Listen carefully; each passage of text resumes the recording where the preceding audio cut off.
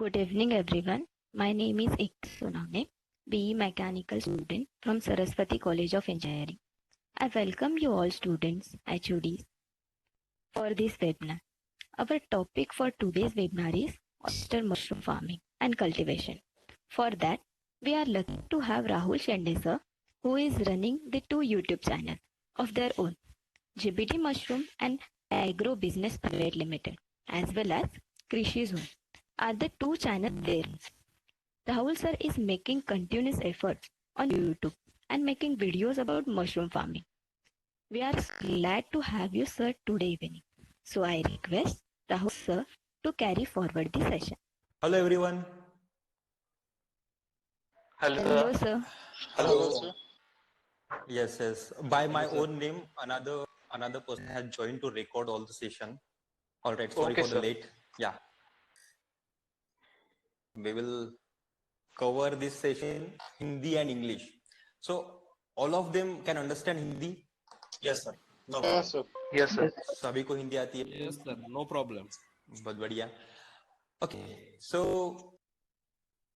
can I get something about your project that you people will be doing? So that means accordingly I will convey whatever I have to teach you, because oyster mushroom cultivation एक बहुत बड़ा subject है. हमारे training session में लगभग वो 10 से 12 घंटे हम कंटिन्यूसली अराउंड 8 डेज सिखाते हैं हम, every day 1 hour 1 to half an hour. So कोई अगर डिटेल में मुझे बता पाए कि आपको oyster मशरूम की जो भी रिक्वायरमेंट रहेगी, मतलब क्या नॉलेज आपको बेसिकली चाहिए, तो मैं उस हिसाब से आपको करना चाहूंगा. Alright. Yes Rohit. Yes, sir. So basically, our project is about mushroom farming. हमें सर ऐसा ऐसा कुछ करना है कि मशरूम सीजनल होते, right?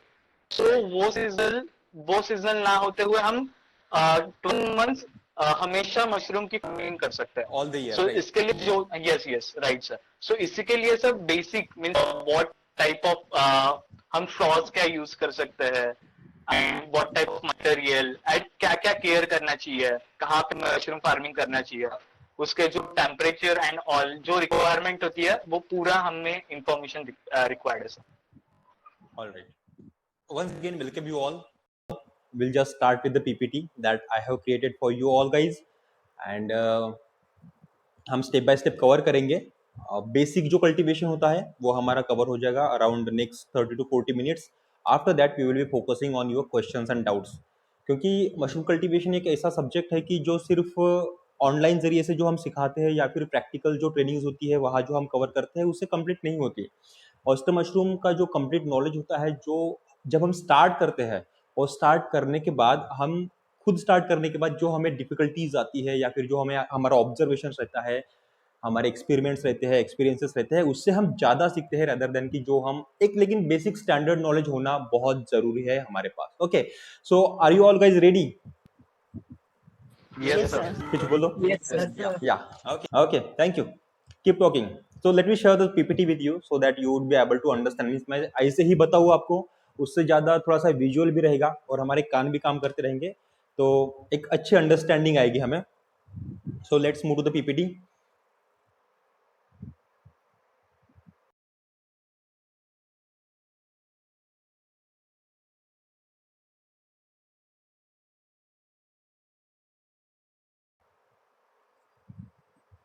Please tell me someone, are you getting my screen?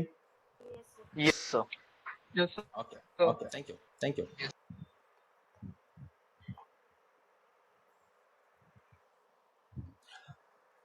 Okay, to those who are not aware about me, let me just introduce myself. My name is Rahul Shende.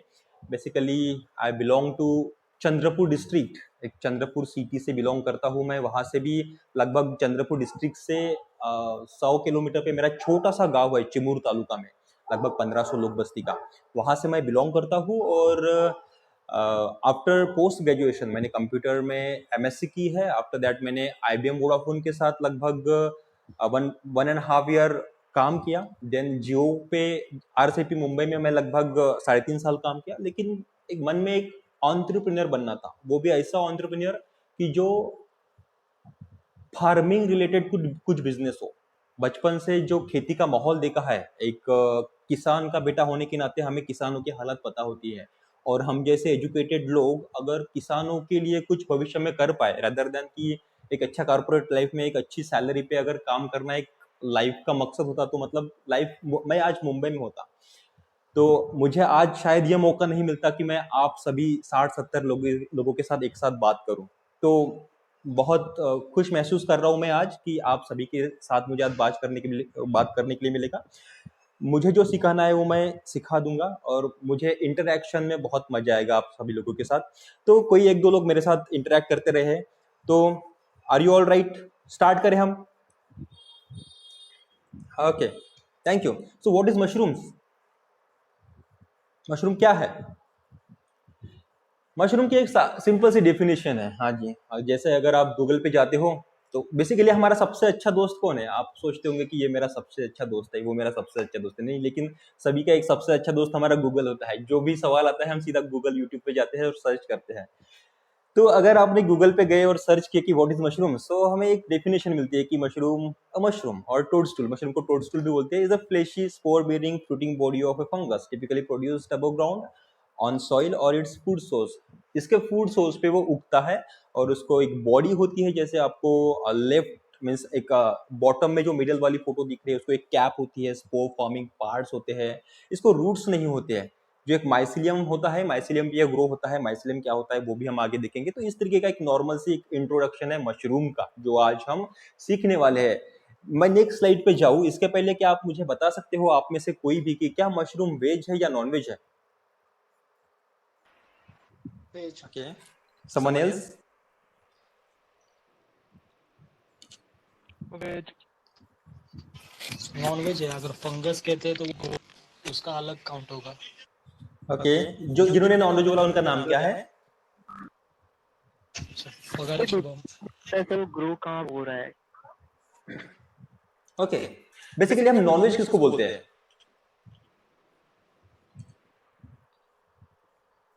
किसी living organism को खाया उसको waste बोल सकते हैं sir. Exactly, then is mushroom a living organism?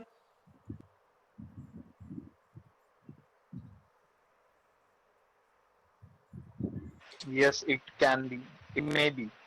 Are you getting my screen? Yes, mushroom sir. Is Yes, veg sir. और non veg? और यह प्रॉब्लम है हमारे एजुकेशन सिस्टम के साथ कि हमें 5 टाइप्स ऑफ जो लिविंग थिंग्स होती है इस दुनिया में, 5 किंगडम जिसको बोलते हैं, वो बहुत पहले सिखा दिया हमें। मेरे ख्याल से I think 5th to 8th के बीच में होगा ये चीज कि there are 5 kingdoms. What are those? Can anyone tell? This is on the screen. What are those 5 kingdoms? Yes, animal, plant, fungi, protist, and monera. या प्रोटिस्ट एंड मोनेरा। सो जो animals होते हैं, जो लोग नॉन वेजिटेरियन हैं, वो जो काट के खाते हैं, तो वो नॉनवेज हो गया। एनिमल्स को काट के खा रहे हैं। इसमें मैं भी आया, आप भी आए, पूरी दुनिया के जितने भी प्राणी पक्षी आते हैं ना, वो सब आ गए इसमें, वो एनिमल किंगडम में आते हैं। उसके बाद जो हम वेज खाते हैं, सब्जी, सब्जी मार्केट में जाते हो, सब्जी लाते हो, वो हो गए प्लांटी किंगडम के। प्लांट्स जिसको हम बोलते हैं वो अलग किंगडम है। उसके बाद फंगस किंगडम भी अलग है। और उसके बाद जो प्रोटिस्टा होता है और मोनेरा होता है, यूनिसेल्युलर और मल्टी सेल्युलर, तो बैक्टीरिया वगैरह आते हैं वो प्रोटिस्टा और मोनेरा में आते हैं। लेकिन जो फंगस किंगडम एक सेपरेट किंगडम है, वो कंप्लीट सेपरेट और डिफरेंट किंगडम है। That is not even veg and non veg. Scientifically अगर हम देखते हैं तो that is not even veg and non veg, it is a fungus kingdom का हिस्सा है ये, साइंटिफिकली अगर आप देखोगे तो। लेकिन मैं एक मशरूम ग्रोवर हूँ और मैं मशरूम मार्केट में लेके जाके बेच रहा हूँ और मेरा कस्टमर मुझे पूछता है सर ये नॉनवेज है क्या? मेरे साथ जो हुआ, मैं एक आपको किस्सा बता रहा हूँ कि सर ये नॉनवेज है क्या। मैं उसको क्या बताऊँ, क्या ये नॉनवेज है या फिर या ये वेज है या फिर 5 किंगडम्स होते हैं उसमें से ये फंगस है। सामने वाला अगर एजुकेटेड है, means we are all around graduates, engineering हम कर रहे हैं और हमें ही ये नहीं पता, तो सामान्य जो बंदा मार्केट में मुझे कोई मिलेगा उसको पता होने की क्या संभावनाएं हो सकती है। इसके लिए मैं सिंपल से बोलता हूँ कि ये वेज है। नॉन वेज बोलना इज कम्प्लीटली रॉन्ग। वेज बोलना is not scientifically right, but we can say right, क्योंकि सामने वाले को इतना एक्सप्लेन करने से बेहतर अगर वो एजुकेटेड है तो वो समझ पाएगा। एल्स हम डायरेक्टली उसको वेज बोल सकते हैं। वेज बोल सकते हैं कि कंप्लीटली राइट नहीं, लेकिन पार्शियली राइट जरूर है। और अगर सामने वाला समझ पाता है तो साइंटिफिकली अगर हम देखें तो it is a part of fungus. So मैंने लगभग 70 लोगों को अवेयर किया कि it is not even veg, not even non veg, it is a fungus. Have you got it? Someone Yes, please sir. reply. Yes, yes, Yes, sir. yes. Yes, sir. Okay, thank you. So अच्छा लगा पता होने के बाद कि ये fungus था यार। अरे यार ये फंगस था, हमने सीखा था, याद ही नहीं आ रहा था। Alright, will move forward. Oyster mushrooms, जिसके बारे में आज हम सीखने वाले हैं। तो ऑयस्टर मशरूम बेसिकली इस टाइप में दिखता है। ऑयस्टर मशरूम में भी लगभग काफी टाइप्स होते हैं, और जितने भी टाइप्स ऑफ ऑयस्टर मशरूम्स होते हैं उसमें मतलब वो प्लूरोटस स्पीसीज में आते हैं। प्लूरोटस स्पीसीज उनका साइंटिफिक नेम है, प्लूरोटस स्पीसीज। और ये जो मशरूम के जो रिसर्चर होते हैं उनको माइकोलॉजिस्ट बोलते हैं, माइकोलॉजिस्ट। तो उनका काम ही वही है, वो मशरूम के बारे में रिसर्च करते रहते हैं ऑल द लाइफ उनके। मतलब उनका जो करियर जो भी होता है वो उनका रिसर्च पूरा मशरूम के फील्ड में होता है। अभी जो हमें कल्टीवेशन करने वाले हैं ऑयस्टर मशरूम को, तो उसमें हमें कितना टेम्परेचर चाहिए होता है? किसी ने स्टडी की है ऑयस्टर मशरूम को हमें कितना टेम्परेचर रिक्वायरमेंट होता है? 22 to 28, sir, around. ग्रेट, आपको स्क्रीन पे दिख रहा है, कहीं और दिमाग लगाने की जरूरत है नहीं। और ह्यूमिडिटी हमें कैसे मेंटेन करना है?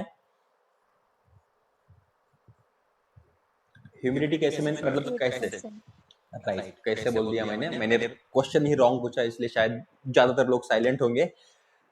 ह्यूमिडिटी हमें कितनी चाहिए? 60 to 80%।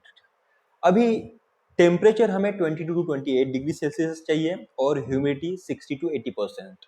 आप में से ज्यादातर लोगों ने मेरे ख्याल से ऑयस्टर मशरूम खाया ही नहीं होगा। कितने ने खाया है ऑयस्टर मशरूम? क्या मुझे बता सकता है? कोई बता सकते हैं कि किसने खाया है ऑयस्टर मशरूम? आप में से किसी ने टेस्ट की है, सब्जी बनाई है आपके घर में? किसी ने नहीं खाया? अगर खाया होगा तो मुझे बताओ। तो लगभग किसी ने नहीं खाया, क्योंकि क्या है कि ऑयस्टर मशरूम के जो ग्रोवर्स है वो ऑल द ईयर कल्टीवेशन नहीं करते हैं। बेसिकली कल्टीवेशन टेक्नोलॉजी बहुत इजी है as compare to button mushroom. खाया है आपने? बहुत बढ़िया। कल्टीवेशन टेक्नोलॉजी बहुत इजी है, बट इसका अवेयरनेस कम है। पहली चीज तो इसका अवेयरनेस कम है, सेकंड चीज इसका प्रोडक्शन भी नहीं है, थर्ड चीज की जो लोग ग्रो करते हैं वो प्रॉपर तरीके से मार्केटिंग नहीं कर पाते और सेल नहीं कर पाते। इसके वजह से लोग खाते नहीं है। पहली चीज तो लोग जो प्रोड्यूस करते हैं वो ज्यादा ऑल द ईयर प्रोड्यूस नहीं कर पाते। सेकंड चीज है कि प्रॉपरली मार्केटिंग नहीं कर पाते, प्रोडक्शन ज्यादा ना होने के कारण और मार्केटिंग करने के बाद अवेयरनेस सही तरीके से नहीं बढ़ने के कारण कंजम्पशन जो है, जो खाने का प्रमाण है वो बहुत कम है। बेसिकली जितने भी ऑयस्टर मशरूम के टाइप्स होते हैं वो उसके कलर, उसका दिखने का शेप जैसे होता है और उसका जो कलर होता है उससे निर्भर होता है कि उसको किस टाइप का है। आपको लगभग यहाँ 5 टाइप्स के ऑयस्टर मशरूम्स दिख रहे हैं और हर एक का प्लूरोटिस स्पीसीज में आते हैं और हर एक का साइंटिफिक नेम भी डिफरेंट होता है। जो आप लेफ्ट साइड में देख रहे हो वो है उसको हम फ्लोरिडा बोल सकते हैं। फ्लोरिडा मतलब क्या होता है कि कुछ ऑयस्टर मशरूम्स को आइडेंटिफाई करना लगभग डिफिकल्ट हो सकता है आफ्टर मैच्योरिटी और इनिशियल पीरियड में भी, लेकिन एक इसमें लगभग फ्लोरिडा आता है। फ्लोरिडा व्हाइट कलर का होता है। लेफ्ट वाले को भी हम आइदर वो फ्लोरिडा होगा और ब्लू होगा। ब्लू को ब्लू इसलिए बोलते हैं, ब्लू ऑयस्टर को ब्लू इसलिए बोलते हैं क्योंकि उसके पिनहेड्स जो छोटे छोटे रहते हैं वो ब्लू आते हैं। और सेकंड जो आपको फोटो दिख रहा है वो कंप्लीटली फ्लोरिडा ही है। फ्लोरिडा इस तरीके से व्हाइट टाइप ऑफ मशरूम्स है जो ऐसे बंच में आता है। उसके बाद जो आपको थर्ड फोटो दिख रहा है एकदम मिडिल वाला, वो है साजर काजू। उसको हर कोई पहचान सकता है। एक बार अगर मैंने आपको बता दिया कि साजर काजू सीमेंट कलर का होता है, क्रीम कलर से ऐसे दिख रहा है ना आपको, तो उस तरीके का दिखता है और लगभग ज्यादा बंच में नहीं आता है जैसे आपको दिख रहा है। तो वो है साजर काजू टाइप्स ऑफ ऑयस्टर मशरूम। उसको प्यूरोटस साजर काजू भी बोलते हैं, साइंटिफिक नेम उसका। और जितने भी टाइप्स ऑफ ऑयस्टर मशरूम है उसमें सबसे ज्यादा टेस्टी साजर काजू ही होता है। उसके बाद सबसे अट्रैक्टिव जो लेफ्ट से फोर्थ वन है पिंक मशरूम। शायद ये लड़कियों को बहुत पसंद आएगा क्योंकि इसका कलर ही पिंक है। और बहुत अट्रैक्टिव दिखता है। और इसका साइंटिफिक नेम प्यूरोटस डिजामोर है और टेम्परेचर ह्यूमिडिटी लगभग सभी ऑयस्टर मशरूम के लिए सेम ही लगती है। और जो राइट मोस्ट है वो है गोल्डन मशरूम। गोल्डन मशरूम मतलब इसको एलो मशरूम भी बोलते हैं या फिर गोल्डन मशरूम भी बोलते हैं। इसका साइंटिफिक नेम है प्यूरोटस सिट्रिनोप्लेटस। तो लगभग इस तरीके का ऑयस्टर मशरूम दिखता है और इसके कुछ टाइप्स भी है जो मैंने शॉर्ट में आपको बताया। आप में से काफी ज्यादा लोगों को शायद ये नहीं पता होगा कि ऑयस्टर मशरूम के बारे में शायद तो पता होगा, लेकिन इसमें इतने सारे टाइप्स होते हैं और इतना अट्रैक्टिव दिख भी सकते हैं, इसके बारे में शायद ही आपको जानकारी होगी। इसकी और एक चीज मैं आपको बता देता हूँ कि इसकी जो शेल्फ लाइफ होती है ऑयस्टर मशरूम की, ये लगभग 2 से 3 दिन की होती है। फ्रेश ऑयस्टर मशरूम की अगर हम बात करते हैं कि जैसे ही आप इसको हार्वेस्ट करोगे, अगर आपने सही कंडीशन में इसको कल्टीवेट किया और जो टेम्परेचर ह्यूमिडिटी प्रॉपर मेंटेन करते समय उसमें आपने सही मेंटेन किया और जब आपने हार्वेस्ट किया तो लगभग 2 से 3 दिन ये फ्रेश फॉर्म में आप इसको मार्केट में बेच सकते हो। इनकेस समझो लेकिन इसमें एक चीज, साजर काजू जो है वो आपको लगभग 3 से 4-5 दिन भी आपको टाइम दे देगा बेचने के लिए। साजर काजू देखने के लिए थोड़ा सा उतना अट्रैक्टिव नहीं दिखता जितना बाकी के दिखते हैं, लेकिन इसकी शेल्फ लाइफ ज्यादा है बाकी टाइप्स ऑफ ऑयस्टर मशरूम से और इसकी टेस्ट भी सबसे बेहतरीन है। Okay, so have you got, जितना भी मैंने अभी तक पढ़ाया आपको समझ में आ रहा है? Yes sir. Yes. ज्यादा फास्ट हो रहा है या स्लो हो रहा है? No, बराबर sir. है? नहीं Right. Sir, Right. अच्छी स्पीड है sir. Okay, thank you. Will move forward. Requirements. अभी अगर हम कल्टीवेशन करना चाहते हैं ऑयस्टर मशरूम का, तो हमें क्या रिक्वायरमेंट्स लगेंगी? जरूरी है, हमें पता होना चाहिए कि क्या क्या लगने वाला है। तो यहाँ लगभग मैंने 10 रिक्वायरमेंट्स लिखे हैं जिससे सब कुछ कवर हो जाएगा। फर्स्ट थिंग है कि हमें शेड लगेगा। आपने जैसे ही स्टार्ट किया है रिसर्च तो आप लोगों को ये पता ही होगा कि mushroom is a indoor cultivation. हम जैसे खेत में बैंगन लगाते हैं वैसे हम खेत में गेहूं लगाते हैं, उस तरीके से हम मशरूम को कल्टीवेट नहीं कर सकते खेत में। ये इंडोर कल्टीवेशन है। हमें 4 दीवारों के अंदर, ऊपर छत भी होनी चाहिए, नहीं तो आप 4 दीवार बनाओगे, राहुल सर ने सिखाया कि 4 दीवार होनी चाहिए, तो आप शेड बनाओगे 4 दीवार का, उसमें छत ही नहीं डालोगे तो बारिश आएगा तो पूरा मशरूम गीला हो जाएगा आपका। तो ऐसे नहीं होना चाहिए। तो हमें ये इंडोर कल्टीवेशन 4 दीवार ऊपर छत होनी चाहिए। और ये इसलिए क्योंकि हमें जो इंटरनल शेड में जो हमारी जो क्लाइमेटिक कंडीशन होती है, टेम्परेचर, ह्यूमिडिटी, ये सब चीजें मेंटेन करना होता है। तो first thing is very clear कि हमें शेड चाहिए, इंडोर कल्टीवेशन इसलिए। सेकंड चीज, हमें भूसा लगता है, स्ट्रॉ भूसा। इसमें हम लगभग 5 तरीके के भूसा यूज कर सकते हैं। इसमें चावल का भूसा, गेहूं का भूसा, तूर, चना, सोयाबीन, ये 4-5 उसके उसके बाद आप बाजरे का भी भूसा यूज कर सकते हो। कॉटन का जो भी वेस्ट रहता है ना, कॉटन का जो डंठल बोल सकते हैं, क्या हम जो पेड़ रहता है ना, उसका पेड़ वो जो रहता है वो ड्राई होने के बाद उसको भी हम यूज कर सकते हैं। स्पॉन, स्पॉन क्या है? कोई बताएगा मुझे स्पॉन क्या है?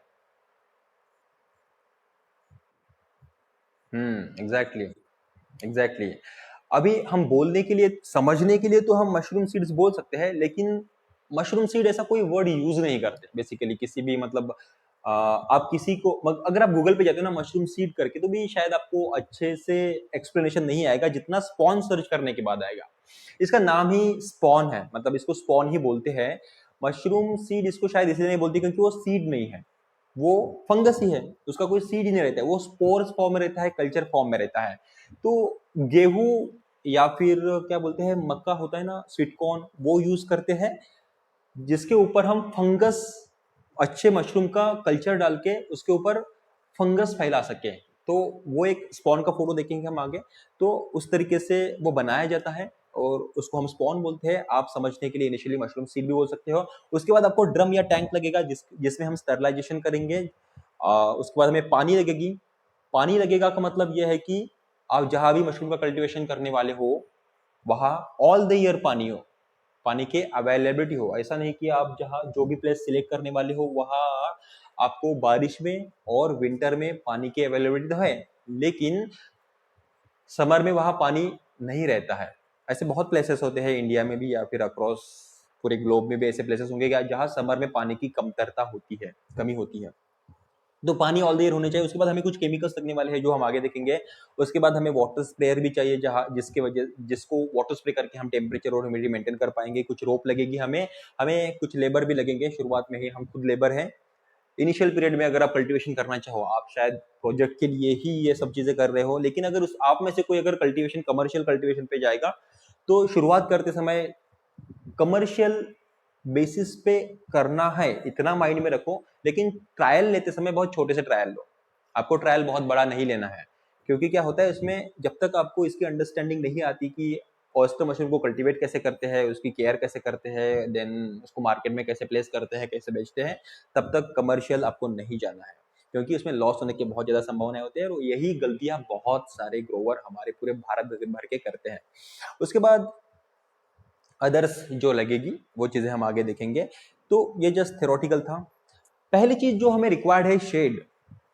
तो शेड की ऐसे स्पेसिफिक कोई रिक्वायरमेंट नहीं है। रोहित ने भी मुझसे बात करते समय, लगभग रोहित 3-4 दिन से कंटिन्यूअस मेरे कॉन्टैक्ट में है, और अच्छी तरीके से उसने कन्वे किया कि मतलब क्या उनकी रिक्वायरमेंट है और किस तरीके का आप सभी लोगों का प्रोजेक्ट है। तो देखिए, आप जहाँ भी ट्रायल लोगे, आपका कल्टीवेशन करोगे उसके मशरूम का, तो ऐसा ज़रूरी नहीं कि मतलब मैं बताने के लिए तो बता सकता हूँ कि आपको वैसे बस बिल्कुल ऐसे ही चाहिए। यहाँ एग्जॉस्ट होना चाहिए इतने फुट पे, और इस तरीके का ये होना चाहिए, यहाँ फॉगर्स होनी चाहिए, इस तरीके का भूसा चाहिए, मतलब वो मैं आपको लाखों में लेके जा सकता हूँ। लेकिन कोई ज़रूरत नहीं है उन सब चीज़ों की। आपके पास जैसे भी जगह है, जैसे भी एक अवेलेबल, सबसे अच्छे आपके घर में कोई छोटी सी गैलरी होगी 2 बाई 3 फीट की, या फिर स्टोर रूम भी सबसे बेस्ट प्लेस है ट्रायल के लिए। केयरफुली वर्ड यूज कर रहा हूं मैं, ट्रायल के लिए, नॉट फॉर कमर्शियल पर्पज। तो ट्रायल के लिए आपके पास जैसे भी जगह है घर में, वहीं से शुरुआत करो। क्योंकि शेड कंस्ट्रक्शन के पीछे आप जाओगे तो शेड कंस्ट्रक्शन के लिए बहुत खर्चा आता है, तो शुरुआती दौर में वो नहीं करना है। बेसिक रिक्वायरमेंट आपकी यही है शेड कंस्ट्रक्शन में, या फिर शेड जब भी आप बनाओगे तो उसमें कुछ विंडोज होनी चाहिए, और कुछ मतलब कम से कम एक डोर होना चाहिए और 1-2 विंडो होनी चाहिए, क्योंकि वेंटिलेशन सही तरीके से हो सके, फ्रेश एयर एक्सचेंज सही तरीके से हो सके। बस इतनी सी रिक्वायरमेंट है। एक विंडो होनी चाहिए, 2 विंडो होनी चाहिए, एक डोर होना चाहिए। That's it. कमर्शियल लेवल के लिए भी बाकी और कुछ रिक्वायरमेंट नहीं। चाहे आपका मट्टी का घर हो, चाहे आपका फ्लैट का घर हो, फ्लैट नहीं सीमेंट का घर हो, या फ्लैट सिस्टम हो, कैसा भी स्ट्रक्चर हो, झोपड़ा सिस्टम जो होता है गांव मतलब खेत में जो रहता है ना, उस तरीके के शेड में भी आप कल्टीवेशन आसानी से कर सकते हो। आगे बढ़ते हैं। जो रिक्वायरमेंट्स मैंने आपको टेक्स्ट फॉर्म में बताया था, उसी को हम विजुअलाइज कर लेते हैं कि जो भूसा है, यहाँ जो भूसा आपको दिखाया गया है वो है चावल का भूसा। उसके बाद जो रोप बताई गई है, ये जो यहाँ रोप बताई गई है, ये भी यूज करने की जरूरत नहीं है, क्योंकि ये हैंगिंग सिस्टम के लिए लगती है। और आप जब बेड्स को हैंग करोगे तो इस तरीके की रस्सी यूज करना थोड़ा सा कॉस्टली हो सकता है।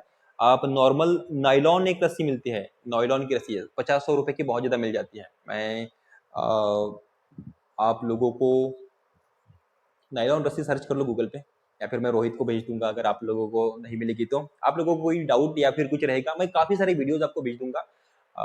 बहुत सारे वीडियोस है कि कल्टीवेशन रिलेटेड, तो मैं एक रोहित को भेज दूंगा, रोहित आप सभी लोगों को डिस्ट्रीब्यूट कर लेगा। उसके बाद जो हमें पॉलीथीन लगने वाली है, इस तरीके की प्लास्टिक, जो थर्ड फोटो है फ्रॉम लेफ्ट साइड, वो है प्लास्टिक हमें लगने वाली है कल्टीवेशन के लिए, जिसमें हम स्पॉन भूसा डालने वाले हैं। The fourth photo is of spawn, ये स्पॉन है, इसमें गेहूं है, उसके ऊपर मशरूम का कल्चर है जो आपको व्हाइट फॉर्मेट में दिख रहा है। मतलब कंप्लीट जो है वहां उसको स्पॉन बोल सकते हो, लेकिन उसमें जो व्हाइट आपको दिख रहा है उसको हम माइसिलियम बोल सकते हैं। Mycelium is what the filament of whitish, network of whitish filament. पूरा जो व्हाइटिश फिलामेंट का नेटवर्क बना है उसको हम माइसिलियम बोलते हैं। उसके बाद राइट टॉप में जो आपको ड्रम दिख रहा है, सॉरी ड्रम नहीं, that is what the sprayer, जो खेतों में यूज करते हैं, उस तरीके का आप बड़ा स्प्रेयर यूज कर सकते हो अगर आपके पास 100-200 बैग्स है इंटरनली वाटर स्प्रे करने के लिए, या फिर आप फॉगर सिस्टम भी लगा सकते हो फॉर कमर्शियल पर्पस। उसके बाद लेफ्ट मोस्ट में बॉटम साइड में जो लेफ्ट में फॉर्मेलिन करके आपको दिख रहा है वो लिक्विड है, ये है insecticide. Formalin is a insecticide. हमारा जो भूसा है इसको स्टेरलाइज करते समय हम कुछ फॉर्मेलिन यूज करने वाले हैं, तो हमारे भूसे में जो भी इंसेक्ट्स होंगे उसको मारना है, क्योंकि वो बाद में प्रॉब्लम क्रिएट कर सकते हैं। इसके लिए भूसे में के इंसेक्ट्स हमें मारना है, इसके लिए हम फॉर्मेलिन यूज करेंगे। और हमारे भूसे में ही क्या बोल सकते हैं कि कुछ फंगस के अनवांटेड फंगस किंगडम के इतने सारे 10,000 से भी ज्यादा मशरूम के टाइप्स हैं। इसमें अनवांटेड फंगस बहुत सारे हैं, कुछ जहरीले हैं, कुछ जंगल एरिया में पाए जाते हैं, कुछ खाने योग्य है, किसकी मेडिसिन बनाई जाती है। तो ये छोटे मोटे फंगस के स्पोर्स अगर वहां होंगे तो बाद में ये हमारे मशरूम के बैग में निकल के आ सकते हैं। इसके लिए हमें उनको भी मारना है, तो वो मारने का काम कौन करेगा? बेविस्टिन, जो राइट राइट मोस्ट बॉटम में आपको फोटो दिख रहा है वो है बेविस्टिन पाउडर, पाउडर फॉर्म में आता है, तो उसको भी हम डालेंगे। और आपको जो ड्रम चाहिए वो लगभग ट्रायल के लिए आप जो left side left sorry bottom में जो आपको ड्रम दिख रहा है उस तरीके का आप ड्रम यूज कर सकते हो। सो सिंपल, इतना समझ में आया? रिक्वायरमेंट समझ में आया आपको? Great, will move forward. अभी जो भूसा है उसको स्टरलाइज करना है। अभी उसको कैसे स्टरलाइज करना है? हमें उसके लिए लेना है लगभग, ये जो ड्रम होता है जो आपको फोटो में दिख रहा है वो लगभग 200 लीटर का होता है। उसमें हमें लगभग 120 लीटर 60% ऑफ पानी डालना होता है सबसे पहले। और 200 लीटर का ड्रम, 120 लीटर, अभी ये पूरा एक्यूरेटली कैलकुलेट करके ही डालोगे क्या, नाप के ही डालोगे क्या? नहीं, जरूरत नहीं है, लगभग एवरेज डालो, 50-60% होना चाहिए। उसके बाद उसमें आपको जो बेविस्टिन पाउडर मैंने बताया था वो आपको डालना है 7 to 8 gram, 7 to 8 gram Bavistin powder डालना है। देन उसमें 125 ml, around 125 to 130 ml formalin डालना है। और वो डालने के बाद उसको अच्छे से मिक्स कर लेना है, स्टीर इट वेल। इतना क्लियर है? ड्रम लेना है, उसमें लगभग 60% पानी डालना है, अराउंड 120 लीटर्स, और उसमें 7 to 8 ग्राम बेविस्टिन और 125 ml फॉर्मेलिन डालना है और उसको अच्छे से मिक्स करना है। और वो मिक्स करने के बाद उसके ऊपर जैसे आपको भूसा दिख रहा है उसके ऊपर आपको भूसा डालना है। और भूसा डालने के बाद मेक श्योर कि वो सभी भूसा पानी के अंदर हो। अगर आपके ड्रम में पानी कम हुआ होगा तो ऊपर से, जैसे आपको लेफ्ट फोटो में दिखाया है उस तरीके से ऊपर से पानी डाल दो और कुछ हेवी मटेरियल उसके ऊपर डाल दो, हेवी कुछ पत्थर हो सकता है उसके ऊपर डाल दो, ताकि सब कुछ पानी के अंदर आपका भूसा रहे। और उसके बाद आपको एयर टाइट पैक कर देना है इस ड्रम को। इसके ऊपर ढक्कन होगा ना, तो उस ढक्कन लगा के उसको एयर टाइट पैक कर दो फॉर अराउंड 16 to 18 आवर्स। 16 से 18 घंटे के लिए आपको इसको पैक करके रख देना है, वैसे के वैसे ही। और आफ्टर 16 to 18 आवर्स आपको क्या करना है, उसमें का पानी फेंक देना है, निकाल देना है, पानी फेंक देना है। और क्लीन ग्राउंड पे, क्लीन ग्राउंड हो सकता है या फिर आप कोई प्लास्टिक यूज कर सकते हैं, उस प्लास्टिक पे, या फिर क्या बोल सकते हैं कि कोई भी अगर कुछ भी यूज कर रहे हो जहां आप आपका ये भूसा डाल रहे हो वो क्लीन होना चाहिए। अगर वो क्लीन नहीं है तो उसको क्लीन कर दो पानी से। पानी में आप लगभग 5 लीटर पानी में 5 ml फॉर्मेलिन, सेशन में रिकॉर्ड कर रहा हूँ, आपको इसकी रिकॉर्डिंग मिल जाएगी। 5 लीटर पानी में 5 ml फॉर्मेलिन अगर आप डालते हो तो वो एक अच्छा लिक्विड हो जाता है कुछ भी स्टरलाइज करने के लिए। आप आपकी फ्लोर फर्श वगैरह क्लीन कर सकते हो और उसके ऊपर आपका भूसा डालो। और भूसा डालने के बाद आपकी बैग भरना शुरू कर दो। इतना क्लियर है केमिकल स्टरलाइजेशन हमने कैसे करा। और एक चीज उसमें, एक चीज मैं भूल गया कि जैसे ही आप इसको मतलब पूरे भूसे से आपको पानी निकालना है और आपको स्वच्छ फर्श पे या फिर क्लीन सरफेस पे डालना है और उसको 3 से 4 घंटे उसको ऐसे फैला के रखना है, जमीन पे फैला के रख दो। और फैला के रखने के बाद 3-4 घंटे हो गए, फिर आप बेड्स भरना शुरू कर सकते हो। समझ में आपको केमिकल स्टरलाइजेशन बहुत इजी है। नहीं समझा तो मैं बताऊंगा, कुछ डाउट हो सवाल हो तो भी पूछ सकते हो आप।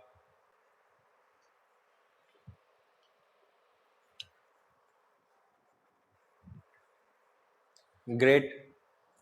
देन ऑर्गेनिक स्टरलाइजेशन, दो टाइप्स के स्टरलाइजेशन होते हैं। जैसे अभी हमने केमिकल स्टरलाइजेशन देखा, उसी तरीके से ऑर्गेनिक, बहुत सी मतलब लगभग 90% दुनिया ऑर्गेनिक की तरफ मूव हो रही है। और आपके पास एक एडेड एडवांटेज मिल जाता है मार्केटिंग करते समय कि भाई हम ऑर्गेनिक कल्टीवेशन करते हैं तो अच्छा रहेगा आपके हेल्थ के लिए। तो ऑर्गेनिक स्टरलाइजेशन हम कैसे कर सकते हैं? जैसे आपको एक ड्रम दिख रहा है और इसमें एक चीज क्लियर कर लो कि आपको मेटल का ही ड्रम यूज करना है। हमारे एक ट्रेनी ने सेम नीचे, जैसे आप प्लास्टिक का ड्रम यूज कर सकते हो केमिकल में, ऑर्गेनिक में आप क्या कर रहे हो, नीचे से क्या बोलते हैं इसको, आग लगा रहे हो लकड़ियों की मदद से, या फिर आप इसमें कोल भी यूज कर सकते हो। तो इसके मदद से हम नीचे से आग लगा रहे हैं, तो आग लगाने से पानी गर्म होगा। तो इसमें आप आपको मेटल ड्रम ही यूज करना है, ना कि प्लास्टिक ड्रम। हमारे एक ट्रेनिंग ने यूज किया था, तो मैं हर ट्रेनिंग में बताता हूँ, हर सेशन में बताता हूँ। इतना तो हमें समझ में आता है कि नीचे से अगर हम आग लगा रहे हैं तो वहाँ प्लास्टिक नहीं होना चाहिए, मेटल ही होना चाहिए। तो आप गलती वो ना करो। तो आपको मेटल ड्रम यूज करना है और क्या करना है आपको, put straw in the Ghani bags. आप जैसे मैंने आपको केमिकल स्टरलाइजेशन में बताया कि डायरेक्टली आपको ड्रम में क्या करना है, भूसा डालना है, लेकिन ऑर्गेनिक के समय या फिर जिस तरीके से यहाँ आपको नीचे से आग लगाया है उसके ऊपर ड्रम रखा है, तो आपको डायरेक्टली भूसा उसमें नहीं डालना है। डाल सकते हो लेकिन वो निकालने में बहुत दिक्कत जाएगी क्योंकि पानी गर्म रहेगा ना। तो आपको इस जैसे आपको नीचे के फोटो में दिख रहा है, बोरी है, बोरी में भूसा डाला है, तो वो पहले बोरी में भूसा डालना है, उसको पैक करना है, बोरी का मुंह बांध देना है और उसको फिर आपको ड्रम में डालना है। So that will be quite easy to bring out your that particular gunny bag, इसको इंग्लिश में गनी बैग बोलते हैं बोरी को, तो उसको ड्रम से बाहर निकालना थोड़ा सा इजी रहेगा। वैसे भी ऑर्गेनिक मेथड जो है इसको हॉट वाटर ट्रीटमेंट भी बोलते हैं, ये काफी रिस्की है, चांसेस बहुत रहते हैं कि आपका कुछ एक्सीडेंट हो जाए, मतलब गर्म पानी में आप हाथ डाल दो, हाथ जल जाए, पैर पे गिर जाए गर्म पानी, या फिर वो ड्रम जिस तरीके से आपने सेट किया है ना, वो ड्रम निकाल दिया, बोरी निकालते समय वो ड्रम ही गिर जाए, बहुत चांसेस इस तरीके से होते हैं, बहुत जगह होते हैं। इसके लिए बहुत से लोग अवॉइड करते हैं इन सभी ऑर्गेनिक स्टरलाइजेशन। इसके लिए अच्छा खासा सेटअप, मतलब अच्छा खासा सेटअप होने की जरूरत नहीं, लेकिन प्रिकॉशंस और केयर्स बहुत करनी होती है आपको। ओके, तो आपको मेटल ड्रम लेना है और सेकंड चीज आपको इस तरीके की बोरी लेना है, उसमें आपको भूसा डालना है। भूसा डालने के बाद आपको क्या करना है, लगभग 120 लीटर्स ऑफ वाटर हमें डालना ही है, 60 to 70%। और हमें क्या करना है, पानी को पहले गर्म करना है। हमने क्या लिया, एक मेटेलिक ड्रम लिया, दिन उसमें भूसा भरा हमने गनी बैग में, जिसको हम बोरी बोलते हैं, और लगभग हमारे ड्रम में हमने पानी डाला और पानी को गर्म करने के लिए डाल दिया। जिस तरीके से यहाँ दिखाया है उस तरीके से भी आप कर सकते हो, या फिर जैसे हम फंक्शन में, छोटे से पार्टी में, एक जहाँ हम खाना बनाते हैं, एक बर्नर होता है ना, गैस पे लगाते हैं, एक बड़ा बर्नर होता है, वहां भी आप ड्रम रख के पानी गर्म कर सकते हो, ऐसे लकड़ियों से भी कर सकते हो। एक तीसरा ऑप्शन होता है, आप में क्या बोलते हैं कि घर में जो हमारे हीटर होता है, हीटर से भी आप ये कर सकते हो। कोशिश करो कि वो हीटर लगाने के बाद दूर रहो, आपको करंट ना लगे। और हमें लगभग पानी को गर्म करना है 80 to 90 डिग्री सेल्सियस, और पानी लगभग 80 to 90 डिग्री सेल्सियस गर्म होने के बाद उसमें आपको जो बोरी है भूसा भरे वाली, उसमें आपको डालना है और इसको आपको रखना है फॉर 2 आवर्स। 2 घंटे के लिए आपको लगभग वैसे ही रखना है, एयर टाइट, मतलब पूरा पैक कर दो। ये डालने के बाद फिर 2 घंटे के बाद आपको बोरी बाहर निकालना है। कोशिश करो कि आप हैंड ग्लोव्स यूज करो, या फिर कुछ ऐसी जगह, ऐसी चीजें यूज करो, थोड़े से थिक हैंड ग्लोव्स यूज करो ताकि आपको पानी गर्म ना लगे। या फिर कुछ ऐसी चीजें भी यूज कर सकते हो जिसको मराठी में बोलते हैं ना, कुदड़ वगैरह, कुदड़ रहती है, और ऐसे कुछ, या फिर आपके पास पेंचिस रहते हैं ना, पेंचिस से पकड़ो दोनों साइड से और उसको उठाओ, वो भी कर सकते हो आप। आपको गर्म पानी ना लगे, उसकी जो क्या बोलते हैं, ये रहती है ना, भाप रहती है, भाप ना लगे, और आप उस बोरी को बाहर निकालो और फिर बैग भरना शुरू कर दो। सो सिंपल है। हमने मेटेलिक ड्रम लिया, भूसा बोरी में भरा और गर्म पानी को गर्म किया 80 to 90 डिग्री सेल्सियस, फिर उसमें हमने बोरी डाल दिया और लगभग 2 घंटे के लिए उसको हमने ड्रम में रखा। फिर हमने बोरी को बाहर निकाला और फिर उसको स्वच्छ फर्श पे डाल दो, और जैसे ही आपका भूसा ठंडा हो जाए तो आपको बेड भरना शुरू करना है। केमिकल मेथड में मैंने कितने घंटे के लिए फर्श पे डालने के लिए बोला था, किसी को याद आ रहा है? Exactly, good.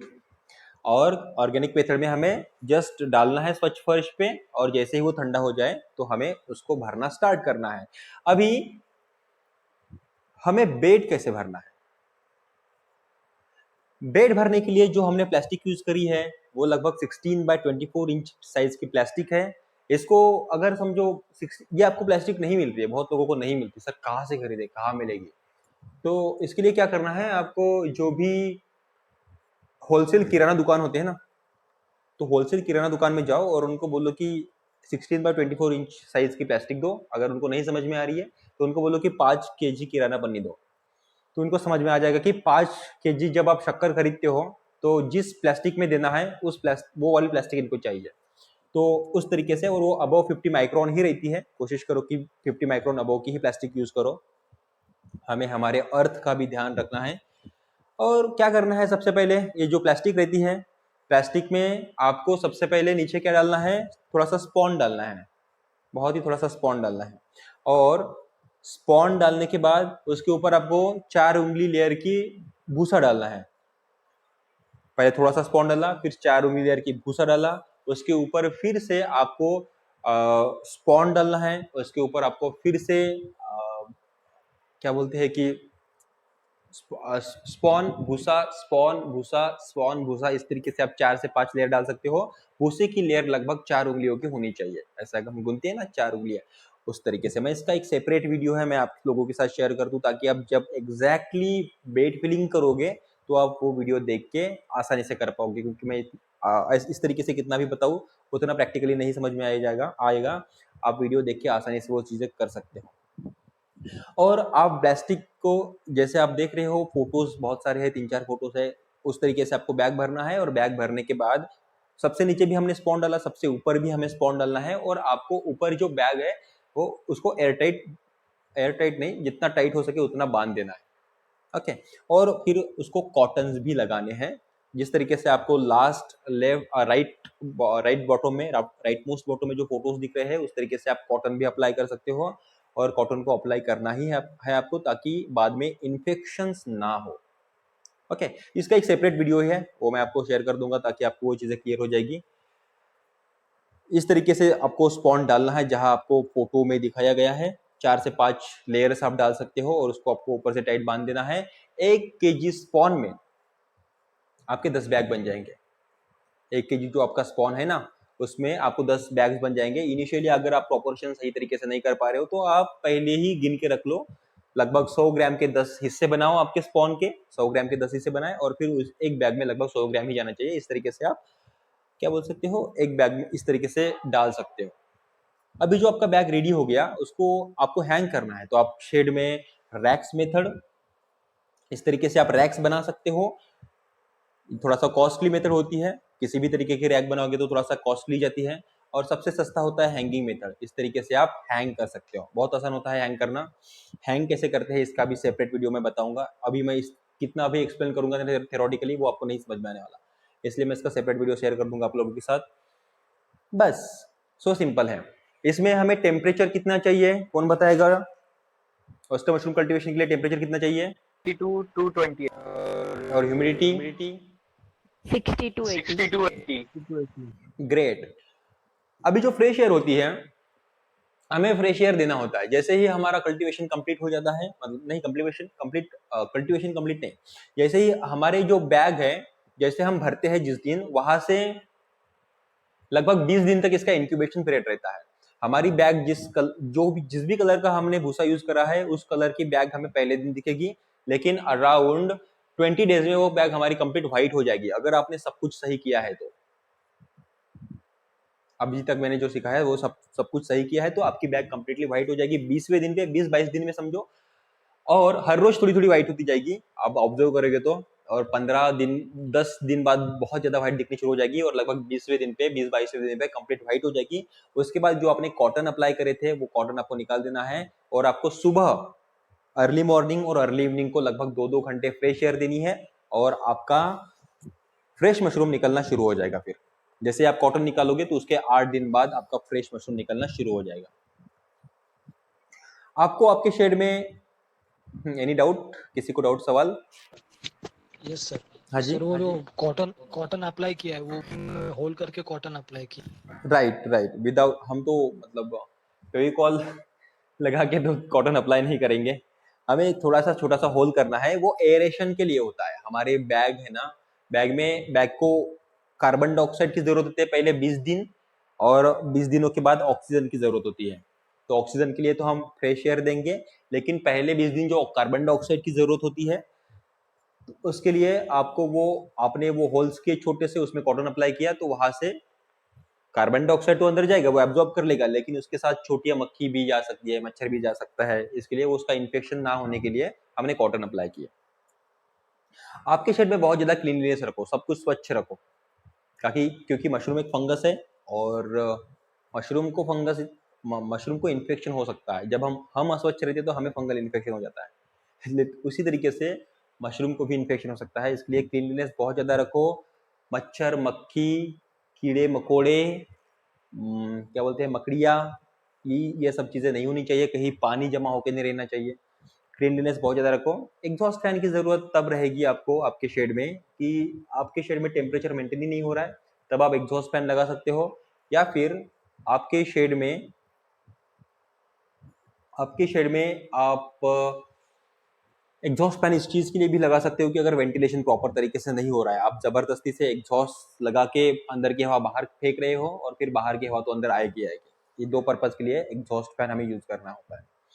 टेम्परेचर ह्यूमिडिटी कैसे मेंटेन करनी होती है प्रैक्टिकली, उसका मैं सेपरेट वीडियो है, मैं आप लोगों के साथ शेयर कर दूंगा। टेम्परेचर हमें 22 से 28, ह्यूमिडिटी 60 to 80%, ये बहुत महत्वपूर्ण रोल अदा करते हैं। टेम्परेचर, ह्यूमिडिटी और फ्रेश एयर, ये 3 चीज़ें अगर आप ये सही तरीके से मेंटेन कर पाते हो तो आपका क्रॉप अच्छी तरीके से आने से कोई नहीं रोक सकता। ओके, आगे बढ़ते हैं। एक चीज़ मैं आप सभी लोगों को बहुत ज़्यादा डिटेल में नहीं, लेकिन थोड़ा सा डिटेल में सिखा ही सकता हूँ। मैं थोड़ा सा फास्ट ले रहा हूँ, ये ट्रेनिंग सेशन में ये बहुत डिटेल में सिखाना पड़ता है क्योंकि वो कल्टीवेशन में जा रहे हैं, वो लोग सीख रहे हैं, बहुत हर एक चीज़ बहुत डिटेल में सिखानी पड़ती है। बेनिफिट्स में आप सभी लोगों को बताना चाहूँगा, क्योंकि अगर आपको मार्केट में अगर कहीं ऑयस्टर मशरूम मिलता है तो आपको ज़रूर खाना चाहिए। ज़रूर मतलब बहुत ज़रूर खाना चाहिए, क्योंकि जितने आपको विटामिन्स, प्रोटीन्स और मिनरल्स ऑयस्टर मशरूम से मिलते हैं वो किसी और चीज़ से मिलते ही नहीं है।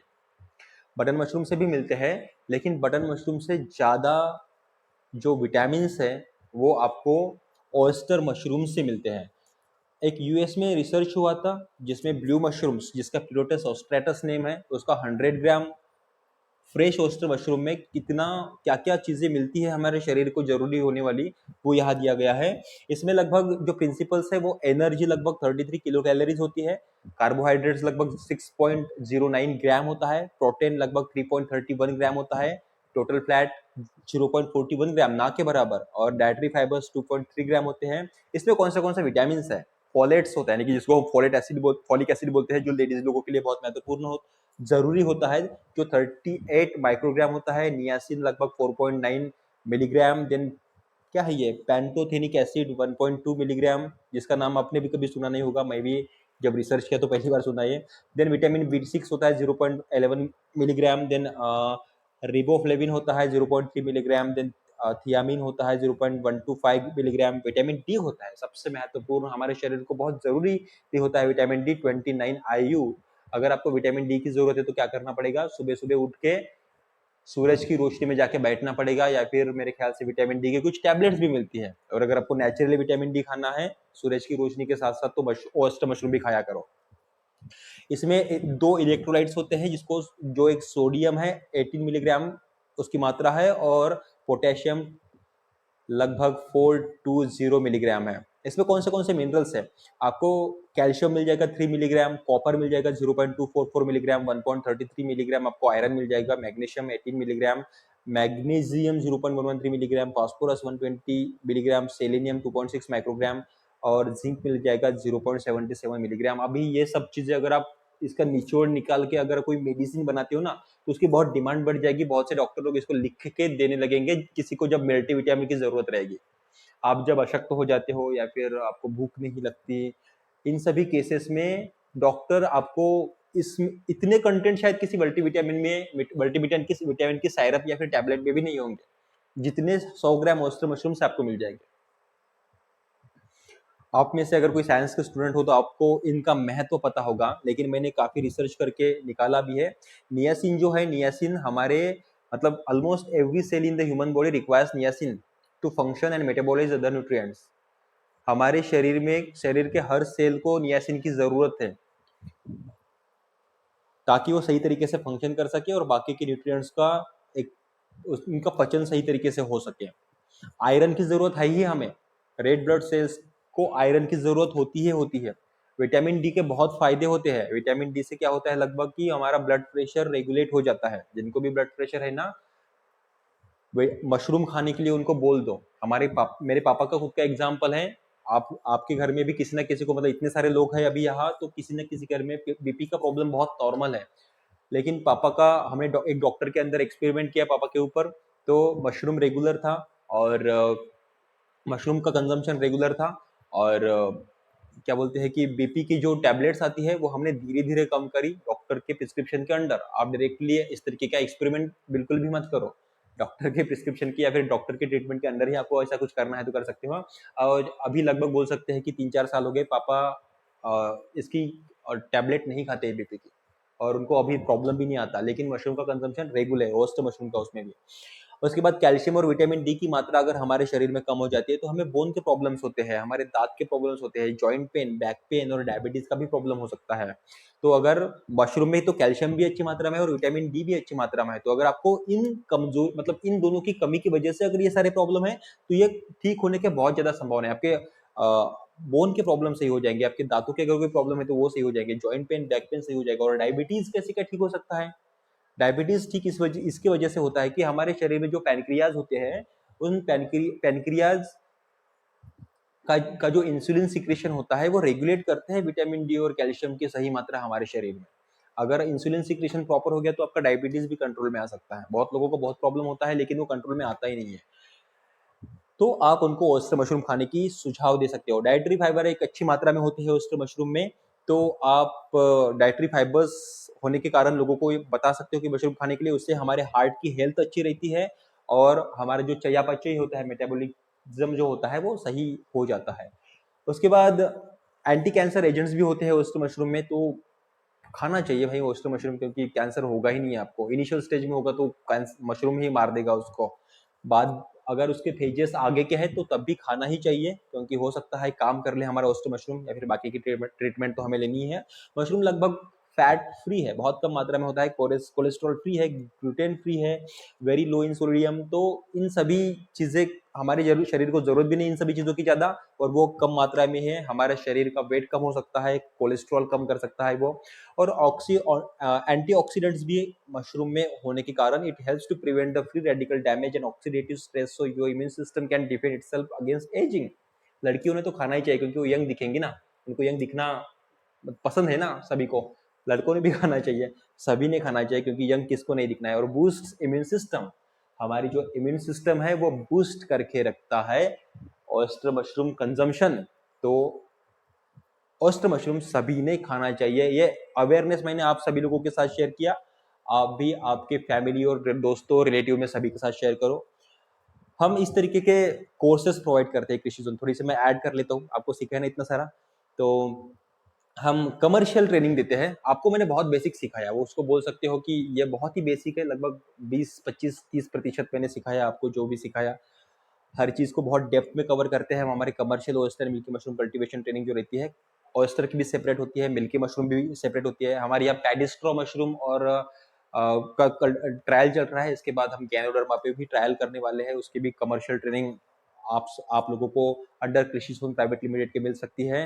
देन लोगों को मशरूम तो वो ग्रो कर पाते हैं काफी लोग, एक कल्टीवेशन ट्रेनिंग लेने के बाद ऑयस्टर मशरूम कल्टीवेट करना इतना डिफिकल्ट नहीं होता है, उसको सेल करना और आपका बिजनेस सेटअप करना बहुत डिफिकल्ट हो जाता है। तो उसकी भी हम सेपरेट ट्रेनिंग लोगों को प्रोवाइड करते हैं।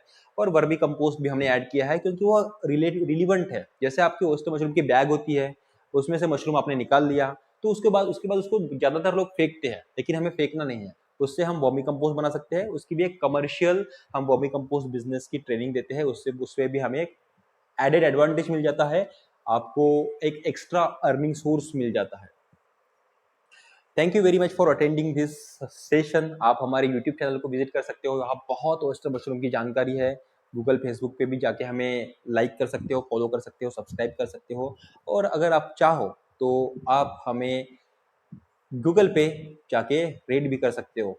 तो this was all about training from my side, so I would love to hear from you and your doubts and questions. Yes sir, surely sir. जो पहला डाउट है वो है कि कि जो हम सेटअप हम क्रिएट कर रहे हैं उसमें सर हमने 75% ग्रीन नेट यूज किया है। ओके, फॉर दी म्हणजे शील्ड के जो ये वॉल के अलावा हमने 75% ग्रीन नेट यूज किया है और मेटल का स्ट्रक्चर यूज किया है, जिसपे हमने जो वॉल ये 75% ग्रीन नेट है वो okay, so is it suitable for the oyster farming? Yeah, ऐसा कुछ है। That is suitable. Everything is suitable unless and until दो चीजें बहुत महत्वपूर्ण है, एक टेम्परेचर और ह्यूमिडिटी। अगर वहां डायरेक्ट एयर आ रही है तो उससे ह्यूमिडिटी शायद कम हो सकती है, डायरेक्ट एयर से ह्यूमिडिटी कम होगी तो आपको और पोर्शन कवर करना पड़ेगा। मैंने 4 दीवार और एक क्या बोलते हैं ऊपर छत बताया था, है ना। तो कोशिश करो कि वो कंप्लीटली पैक ही रहे, और एक्सटर्नली आप जब आपको फ्रेश एयर देना है सुबह और इवनिंग में, तो आप एक्सटर्नली फ्रेश एयर दो, कोशिश करो कि उसको कंप्लीटली पैक ही कर दो, बेहतर रहेगा, बेटर रहेगा। तो सर इसके लिए 75% ग्रीन नेट ठीक है ना, कि जो ताड़पत्री रहती है उससे हम पैक कर सकते हैं? Anything anything, no problem. Fresh air तो आपको विंडो और दरवाजा खोल के देना है, ऐसे वहां से भी आएगी लेकिन वो बहुत लिमिटेड मात्रा में आएगी। तो अगर आपको देना ही है तो आप एक बोल सकते हैं कि ये दे सकते हो, इस तरीके से दे सकते हो कि विंडो और ये ओपन करके दे सकते हो दरवाजे। अगर सर फ्रेश एयर देना है हमको तो वो हर रोज देना पड़ेगा कि कैसे? Every day morning for early morning में 2 घंटे और अर्ली इवनिंग में 2 घंटे, क्योंकि क्या है कि दोपहर में दोगे तो अभी तो ठीक है, मानसून चल रहा है, लेकिन विंटर या फिर समर में गर्म होता है ना बाहर, इसलिए हम दोपहर को नहीं दे सकते। बाहर का टेम्परेचर अंदर जा चलाएगा, गर्म हवा अंदर आएगी तो फिर प्रॉब्लम हो सकता है। इसलिए मॉर्निंग और इवनिंग में हमें ये देना है, फ्रेश एयर देना है, और वो भी आफ्टर डे 20। पहले 20 दिन तक जरूरी नहीं है आपको फ्रेश एयर देना, 20 दिनों के बाद। और अगर आपके नए बैग पुराने बैग एक ही जगह है तो आपको आपके शेड में सुबह 2 घंटे शाम को 2 घंटे फ्रेश एयर देना ही देना है। ओके सर, जैसे कि हमने जो हमारा सेटअप है वो बेसमेंट में लगाया है। बेसमेंट में जहाँ पे हम ऑलमोस्ट व्हीकल्स पार्क करते हैं, सो वो जो एरिया सर वो थोड़ा सा कोल्ड है बाहर के इससे, जो एटमॉस्फेयर होगा ना थोड़ा सा कोल्ड है, तो वहाँ पे ठंडा रहता है और हवा भी थोड़ी सी आती जाती रहती है। So is it suitable for the mushroom farm? हवा आती जाती रहती है, और एक क्या बताया आपने? Means cold is good for oyster mushroom cultivation. हमें 22 से 28 डिग्री सेल्सियस टेम्परेचर ही चाहिए, तो लगभग 22 और 23 डिग्री सेल्सियस पे थोड़ा सा ठंडा ही लगता है ना हमें। टेम्परेचर कैलकुलेट कर लो, 22 से भी नीचे गया तो चलेगा, लगभग 18 डिग्री सेल्सियस तक भी कोई प्रॉब्लम नहीं है सच, लेकिन that should not go beyond 28, 29, 30 degree Celsius. Hello sir. Yes yes. Sir actually हम लोग कंप्यूटर डिपार्टमेंट से और हम लोग कोलैबोरेट कर रहे हैं मैकेनिकल वालों के साथ ये प्रोजेक्ट में। ओके। तो फिर सर माय क्वेश्चन वाज कि ऑटोमेशन थ्रू हम लोग इस चीज में मैक्सिमम यील्ड कैसे आ सकते हैं? मैं भी कंप्यूटर का स्टूडेंट हूँ और मैं ये कर रहा हूँ, तो मिक्स हो गया दोनों। अभी आपको अगर मैक्सिमम यील्ड लानी है तो मैकेनिकल वाले क्या करके देने वाले हैं, आप मैकेनिकल वाले को क्या हेल्प करने वाले हो, और मैकेनिकल वाले मैंने लगभग सिखाया आपको टेम्परेचर ह्यूमिडिटी और सब कुछ चीज़ें, तो एग्जैक्टली आप क्या इंस्ट्रूमेंट बनाने वाले हो वो जब तक मुझे समझ में नहीं आएगा, I won't be able to help you in that particular case. Actually, students from department, they are using evaporative cooler temperature control करने के लिए. Okay. And the students from other department, वो लोग Internet of Things and artificial intelligence are going to apply. Okay. Evaporator से ठंडा हो जाएगा shed, right? Means I haven't yet seen that such type of what evaporator is and how does that look like and how does that function. So basically आप जो भी कर रहे हो make sure, very common sense है कि जैसे हमने बताया कि 22 to 28 डिग्री सेल्सियस के बीच में टेम्परेचर मेंटेन हो जाए, इस प्रकार से कुछ बनाओ। और सेकंड चीज ह्यूमिडिटी भी रहे उसमें, ह्यूमिडिटी ऐसा नहीं होना चाहिए कि 60% से नीचे नहीं जानी चाहिए। If that goes beyond 80%, 90%, then that's fine, because monsoon में तो जाता ही जाता है। तो आपका evaporator should work something like कि टेम्परेचर 22 to 28 के बीच में होना चाहिए और ह्यूमिडिटी 60 to 80% के बीच में होनी चाहिए। अगर 22 के नीचे चला जाता है टेम्परेचर तो that your evaporator should raise the temperature. if the temperature goes above 28 degrees Celsius, then your evaporator should work to reduce the temperature, and same applies to humidity also. अगर humidity 60 के नीचे चली जाती है तो your evaporator should raise the humidity, and if it goes beyond the 80 degrees Celsius, then it should 60 के 80 के नीचे लाना चाहिए उसने। So this is what something the algorithm ऐसा होना चाहिए। बाकी एवेपोरेटर मैकेनिकल वालों को बनाना है और एआई कंप्यूटर वालों को लगाना है। Yes sir. ओम का नेक्स्ट क्वेश्चन। सर हम जो बैग बनाने वाले हैं उसके लिए स्पॉन्स ऑर्डर किया है, तो जब स्पॉन्स आएंगे तो कितने दिन बाद बैग बना सकते हैं, या वो कितने दिन फ्रेश रहते हैं? Okay, good question. आपके पास जो स्पॉन आएगा दैट डिपेंड्स कि जो जिसने बनाया है उसने कितने दिन पहले बनाया है, अगर वो आपको बताता है तो। और स्पॉन एक अच्छी कंडीशन में होना मतलब जैसे मैंने आपको फोटो दिखा है उस तरीके के व्हाइट दिखता है, उसमें पानी नहीं होना चाहिए, उसमें ब्लैक और उस पर ग्रीन स्पॉट्स नहीं होनी चाहिए, वो ओवर मैच्योर भी नहीं होना चाहिए, मतलब उसमें कुछ व्हाइटिश फिलामेंट का एक फ्लेशी मटेरियल नहीं होना चाहिए। ये चीजें महत्वपूर्ण है। कितने दिन यूज कर सकते हैं ये कंप्लीटली डिपेंड अपॉन कि पहले वाले ने मतलब जिसने बनाया उसने कितने दिन पहले बनाया है। और जब भी ऐसा सवाल आपके माइंड में आए कि भाई मैं कितने दिन यूज कर सकता हूं, तो मेक श्योर कि आपको जब जरूरत है तभी ऑर्डर करो, जब जरूरत है तभी ऑर्डर करो। और बहुत पहले आपने ऑर्डर किया और बहुत दिन तक आप उसको फ्रिज में रख रहे हो और फिर काफी दिनों बाद आप इसको यूज करने की कोशिश करो, तो obviously it will means affect your cultivation, वो उतना अच्छा रिजल्ट नहीं देगा जितना देना चाहिए। और नॉर्मली जो भी स्पॉन प्रोवाइडर्स होते हैं वो पहले से बना के नहीं रखते हैं, जिनकी उतनी सेलिंग कैपेसिटी है, जितनी वो सेल कर पाते हैं उतना ही बना के रखते हैं, थोड़ा सा एक्स्ट्रा रखते होंगे। तो चांसेस बहुत ज्यादा है कि आपको अच्छी क्वालिटी का ही मिलेगा, क्योंकि हर एक को बिजनेस करना है। जितना मेरा खुद का लगभग 4-5 साल का ओस्टर मशरूम बिजनेस में एक्सपीरियंस है, तो हर कोई अच्छी सर्विस देना ही पसंद करता है। गलती से कभी कुछ हो गया, अच्छी क्वालिटी का नहीं है तो हो सकता है, पार्ट ऑफ बिजनेस है, लेकिन अच्छी क्वालिटी का ही हर कोई आपको प्रोवाइड करेगा। और मेरे ख्याल से अगर आपने अमेजोन फ्लिपकार्ट से ऑर्डर किया है तो उसको आने में ही 5-6 दिन लगते हैं, चांसेस बहुत ज्यादा है कि 5-6 दिन में खराब हो जाए। अभी तो शायद नहीं होगा, अभी मानसून चल रहा है, मानसून विंटर में शायद खराब नहीं होगा, लेकिन समर में अगर आप अमेजोन फ्लिपकार्ट से बुलाते हो तो 5-6 दिन में उतना ट्रैवलिंग टाइम होना ही नहीं चाहिए। मैक्स टू मैक्स 2 डेज और हार्डली 3 डेज, अभी भी मानसून में भी 2 से 3 दिन में आपको मिल जाना चाहिए। अगर आपको मतलब हमारे जैसे ग्रोवर से आप खरीद सकते हो, स्पॉन प्रोवाइडर से खरीद सकते हो, आपको गूगल पे हर कोई मिल जाएगा। 2 दिन में आपके पास पहुंच जाना चाहिए स्पॉन, 2 से 3 दिन में वो सही कंडीशन में पहुंच जाएगा। Okay sir. सर मोस्टली सबसे अच्छा सब्सट्रैक्ट कौन सा है सर मशरूम फार्मिंग में, जो यूज करोगे जल्दी जल्दी आएगा और अच्छा होगा? 2 में से कोई भी एक यूज कर सकते हो आप, एक चावल का और गेहूं का, सबसे अच्छा रिजल्ट आएगा और क्रॉप भी अच्छा आएगा। Okay sir. Hello sir. हाँ बोल एकदम। हाँ हेलो सर, वो मशरूम बैग पे वाटर स्प्रे करना जरूरी होता है क्या? हमें मशरूम बैग पे वाटर स्प्रे नहीं करना होता है, हमें टेम्परेचर मेंटेन करना है और ह्यूमिडिटी मेंटेन करना है। हम जो हमारे ओस्टर मशरूम शेड में वाटर स्प्रे करने वाले हैं ये इन्हीं 2 चीजों के लिए करने वाले हैं।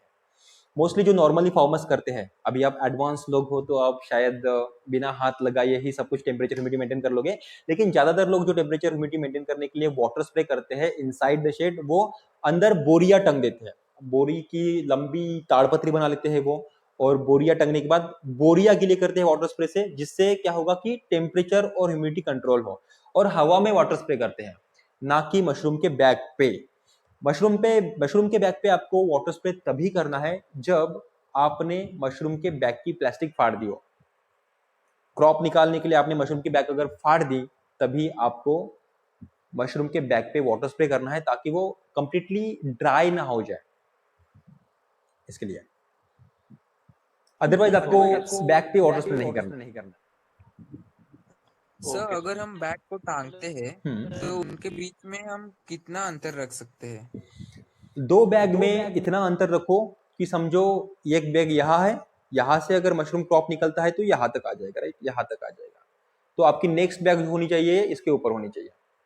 और आपकी जो ये ऊपर की बैग है, नीचे की बैग यहाँ है, ऊपर की बैग यहाँ है, तो इसके नीचे से अगर क्रॉप आता है तो यहाँ तक आएगा। दोनों एक दूसरे को टच नहीं होने चाहिए, दोनों को क्रॉप देने में परेशानी ना होनी चाहिए। इतना अंतर यहाँ इस तरीके से भी रखना चाहिए और इस तरीके से भी रखना चाहिए। अभी आपकी ये 2 रो है समझो, एक ये रो है और एक ये रो है, तो इसके बाद की जो रो रहेगी उसमें आपको खुद को जाने के लिए रास्ता छोड़ दो, है ना। तो आपकी बैग की साइज एक अप्रोक्सीमेट कैलकुलेट कर लो। आप नॉर्मली 2 बैग में आप 1.5 फीट का डिस्टेंस रख सकते हो, 1.5 फीट का। और जिस रो से आपको जाना है क्रॉप तोड़ने के लिए, वाटर स्प्रे के लिए, वहां आप 2 फीट का डिस्टेंस रख लो। Okay sir. अच्छा। Hello sir, hmm. एक बैग को नॉर्मली कितने होल्स मार सकते हैं हम लोग, मतलब, और उसकी size कितनी होनी चाहिए? आप 8 होल्स कर सकते हो। मैं इसको सेपरेटली वीडियो ही शेयर करने वाला हूँ, तो that will be covered over दिया। बट नॉर्मली समझो आपकी ये बैग है, तो आपको यहाँ एक होल, यहाँ एक होल, और नीचे एक होल, और नीचे एक होल मारना है। यहाँ से जो मशरूम निकलेगा वो यहाँ तक आएगा, तो उसके ऊपर का होल मतलब ऊपर के मशरूम को टच नहीं करेगा। यहाँ का मशरूम निकलेगा तो वो चारों साइड जाएगा ना, तो ऊपर भी जाएगा, इधर भी जाएगा, इधर भी जाएगा, तो मशरूम से एक दूसरे को टच नहीं होने चाहिए। तो ये जो साइड है, इसमें इस साइड एक, इस साइड एक, इस साइड एक, इस साइड एक, ये एक साइड होगी, और इस साइड में भी आपको इस साइड, इस साइड, इस साइड, इस साइड, इस तरीके से 8 होल्स अप्लाई करने हैं आपके मशरूम बैग को। सर ये कल्टीवेशन में सनलाइट ज्यादा मेजर रोल प्ले करते हैं? सनलाइट रोल ही प्ले नहीं करती, सनलाइट की जरूरत ही नहीं है। अगर ऑल द ईयर 365 डेज अगर सन निकला ही नहीं तो भी चलेगा, कोई प्रॉब्लम नहीं है मशरूम के लिए। जरूरी चीज है temperature, humidity and fresh air matters a lot. Indirect sunlight तो वैसे ही आती है हमारे शेड में, वो नेचुरली मिल जाती है, उसको अलग से आपको कुछ देने की जरूरत नहीं। या फिर आपने छोटा सा लाइट भी लगा लिया ना, जैसे यहाँ लाइट है, उस तरीके का भी लाइट काम कर लेगा। सेपरेटली देने की जरूरत नहीं, रात में भी आपको लाइट शुरू रखने की जरूरत नहीं। Okay sir. सर एक पूछना था, जैसे कि हमने वो 75% ग्रीन नेट का बनाया, तो हमने जो नीचे जमीन होगा, उस पे हमने जो इसका गोनी का हम लैंड कर रहे हैं, ओके, सो वहां पे वाटर स्प्रे किया तो भी हो जाएगा ना? नीचे जमीन पे? Yes sir.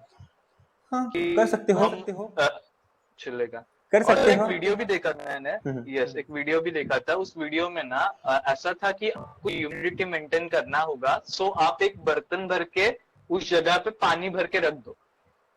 सो जब ह्यूमिडिटी कम होगा वो अप्रोक्सीमेटली बड़ा मींस मेंटेन कर देगा। तो is it anything like that? क्या किया उन्होंने, एक बार रिपीट कीजिए, क्या किया उन्होंने? यस सर, मैंने एक वीडियो देखा था सर, उसमें ना बर्तन भर के पूरे सेटअप में उन्होंने 2-4 ये आ रहा था, पानी से भरा हुआ कुछ ये बकेट टाइप, ओके। सो उनका ये ऐसा था कि जब गर्मी बढ़ती है, ओके, जैसा कि नॉर्मली उन्होंने एग्जांपल दिया था, जब ज्यादा समर में हमारे जो पसीना भी होता है वो सोख लेता है, राइट। उन्होंने एक एग्जांपल दिया था कि उसके ही जैसा जब आपके सेटअप में गर्मी होगी at the time of summer, okay, so at that time जो पानी आप रखोगे वो पानी सोख होके जो ह्यूमिडिटी ना वो थोड़ा सा मेंटेन हो जाएगा। राइट, गुड लॉजिक अप्लाई किया उन्होंने। लेकिन उसमें मतलब गर्म होगा, इसका मतलब कि गर्म होगा, टेम्परेचर बढ़ जाएगा, है ना। तो टेम्परेचर बढ़ेगा, ह्यूमिडिटी में भी कंट्रोल रहेगी, लेकिन टेम्परेचर बढ़ने से प्रॉब्लम हो सकती है। एवेपोरेट कब होगा? 30 डिग्री सेल्सियस पे आई डोंट थिंक एवेपोरेट होगा। तो that is of no logic. शुरुआत में मुझे लगा, लेकिन जब और दिमाग लगाया मैंने, हार्डली 30 के ऊपर अगर आपकी शेड का टेम्परेचर आप जाने दे रहे हो, तो you are not maintaining the temperature. तो अगर आप टेम्परेचर मेंटेन नहीं कर रहे हो तो वो इलॉजिकल है, वो काम नहीं करेगा, ना ह्यूमिडिटी बढ़ेगी और ना ही टेम्परेचर कंट्रोल होगा। सर जो मशरूम में ये होने के बाद पॉइजनस हो जाएगा, ऐसा कुछ है? खराब होने के बाद खाओ ही मत। मैंने ट्राई नहीं किया खराब होने के बाद, तो आई डोंट नो कि वो पॉइजनस होगा या नहीं होगा, लेकिन खराब जो स्पॉन्स है मतलब वो एडेबल है, ऐसा मार्केट से आने के बाद भी समझो फॉल्टी स्पॉन्स आ गया पॉइजनस वाला, तो कैसे रिकग्नाइज करते हैं? नहीं, रिकॉग्नाइज तो वो तभी होगा कि जब आप उससे कुछ कल्टीवेट करोगे और वो पॉइजनस निकलेगा और आप खाओगे तो आपको इन्फेक्शन होगा, तब जाके आपको पता चलेगा कि उसने फॉल्टी बेचा है। आई डोंट थिंक कि कोई पॉइजनस बेचता नहीं है। एक चीज है कि आप जैसे कल्टीवेशन करते हो, मैंने बताया कि आपको बायोस्टिन डालना है केमिकल स्टरलाइजेशन में, जो फंगीसाइड है। अगर कोई अनवांटेड फंगस का स्पोर्स आपके भूसे में है तो वहां से अनवांटेड फंगस निकल के आएगा।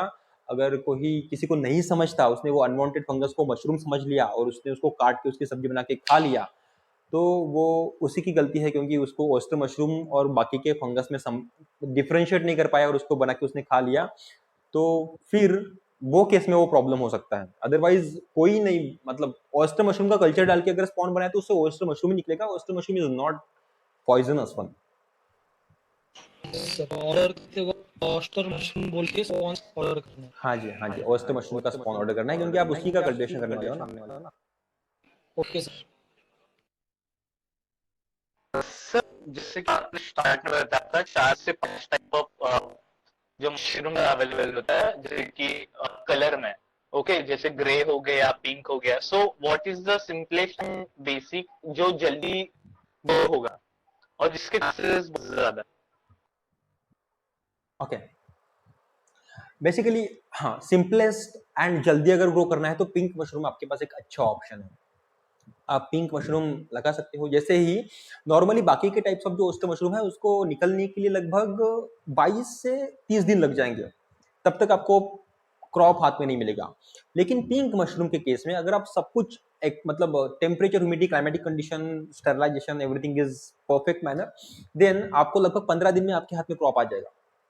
15 से 20 दिन में, मतलब 10 दिन पहले जल्दी क्रॉप मिलने की संभावना है पिंक ओस्टर मशरूम में। ओके सर अगर हम एक बार भूसा यूज करते हैं तो उसका यूज हम फिर से कर सकते हैं या कट कर सकते हैं? हमने एक बार भूसा यूज कर लिया तो सेकंड टाइम हम उसको यूज नहीं कर सकते, बिकॉज हम जो भूसा यूज करने वाले हैं उसमें लिग्नोसेल्यूलोज नाम का कंटेंट रहता है। वो लिग्नोसेल्यूलोज नाम का कंटेंट खा के हमारा मशरूम बड़ा होता है। तो एक बार अगर हमारे भूसे में का अगर लिग्नोसेल्यूलोज खत्म हो गया तो फिर उसके बाद नेक्स्ट टाइम वो यूज करना पॉसिबल नहीं है। आप उसका कंपोस्ट बना सकते हो नॉर्मली, फेंक मत दो, कहीं एक जगह पे जमा करके उसको कंपोस्ट बना सकते हो, या फिर वर्मी कंपोस्ट एक अच्छा ऑप्शन है सेकंड चीज। लेकिन उसके लिए आपको सीखना पड़ेगा वर्मी कंपोस्ट कैसे बनाते हैं, क्योंकि आप नॉर्मली भूसा एक जगह पे डाल दोगे, उसमें अगर अर्थवर्म्स छोड़ दोगे तो वो अर्थवर्म्स मर जाएंगे। उसकी एक प्रोसेस होती है कैसे हमें वर्मी कंपोस्टिंग का बेड बनाना है, उसके लिए वो अर्थवर्म्स को रहने के लिए अच्छा वातावरण तैयार करना है, वो भी एक डिफरेंट सब्जेक्ट है, लॉन्ग सब्जेक्ट है। लेकिन एक सेकंड अर्निंग ऑप्शन हम वर्मी कंपोस्ट से बना सकते हैं। सबसे बेहतर वर्मी कंपोस्ट बनाना ही रहेगा। सेकंड चीज नॉर्मली ही, जैसे अगर हम भूसा कहीं फेंक देते हैं, उसके ऊपर पानी चला जाता है और कुछ दिनों बाद वो अपने आप नॉर्मल कंपोस्ट बन जाता है, उस तरीके का भी आप कंपोस्ट बना के खेतों में यूज कर सकते हो। या फिर अगर आपको ऑर्गेनिक फर्टिलाइजर बनाना आता है तो वो भी सीख के आप ऑर्गेनिक फर्टिलाइजर उससे बना सकते हो। जो फिशर का इंडियन डे ना वो 20 डेज के बाद ही देना है। एग्जैक्टली, क्योंकि पहले 20 दिन लगभग स्पॉन का कन्वर्जन माइसेलियम में होता है, तो कार्बन डाइऑक्साइड की जरूरत होती है, फ्रेशर की जरूरत होती नहीं है। तो 20 दिनों बाद ही आपको फ्रेशर देंगे। एनक्लोज रखना होता है, क्लोज रखना होता है, लेकिन आपको लगभग 2 बार दिन में आके ऑब्जर्व करना होता है कि हमारे शेड में मशरूम के बैग के साथ चूहे भी तो नहीं है। चूहों को गेहूं पसंद है और वो आपके बैग को फोड़ के रख देंगे, हैंगिंग सिस्टम को तोड़ के रख देंगे और पार्टी करेंगे नाच नाच के। Yes, sir. हाँ जी। ओके सर, 1 kg स्पॉन में कितना प्रोडक्शन मिल जाएगा मशरूम का, ऑयस्टर मशरूम का, 1 kg of spawn? For 1 kg of spawn you will need around 10 to 15 kgs of भूसा, ड्राई भूसा, वो भी गीला करने के बाद में। अराउंड समझो आपने 15 kgs ऑफ ड्राई भूसा यूज किया, उसमें आपने 10 बैग्स बनाए और 10 बैग्स में से क्या बोल सकते हैं कि एक अच्छी क्लाइमेटिक कंडीशन में आपको 10 kgs of fresh oyster mushroom मिल जाएगा।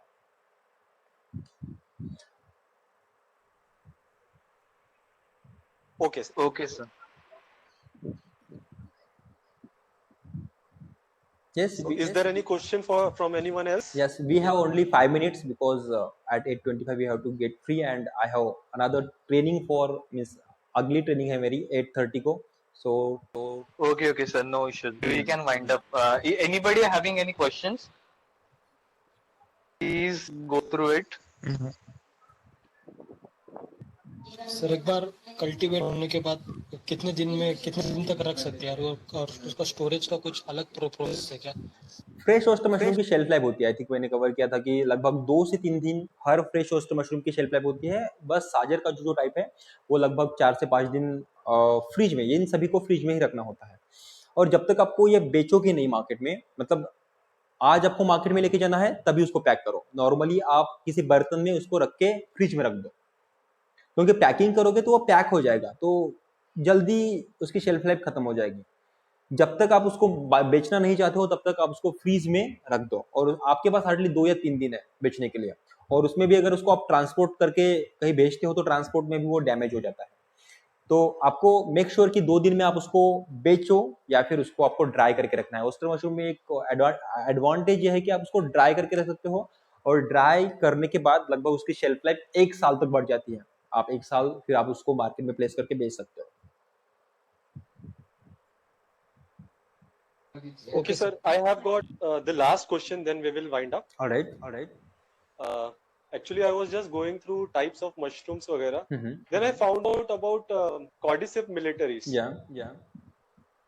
So आप लोग cordyceps militaris या cordyceps sinuses का आप लोग ट्रेनिंग प्रोवाइड करते हैं क्या? नहीं सर, एज ऑफ नाउ हम उसका खुद कल्टीवेट नहीं करते, तो we are not able to provide the training of that particular cordyceps mushrooms, but that is what something costly, बहुत कॉस्टली होता है अगर आप कल्टीवेट करते हो। कॉस्टली मतलब दोनों, आपको लैब लगेगी, सेपरेट लैब लगेगी उसका कल्टीवेशन करने के लिए, और सेकंड चीज आप उसको अगर ग्रो करते हो, कल्टीवेट करते हो अच्छी क्वालिटी में, तो आपको उसका रेट भी बहुत अच्छा मिल जाएगा। लगभग 2 लाख रुपए पर केजी के हिसाब से उसका रेट मिल जाएगा, जितना भी मैंने रिसर्च किया है और पढ़ा है और जाना है उसके बारे में।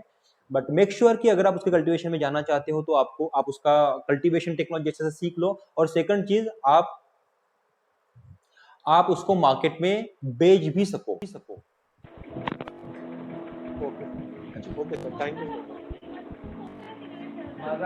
Okay, Rohit, you can wind up. Yes. Ekta. Yes.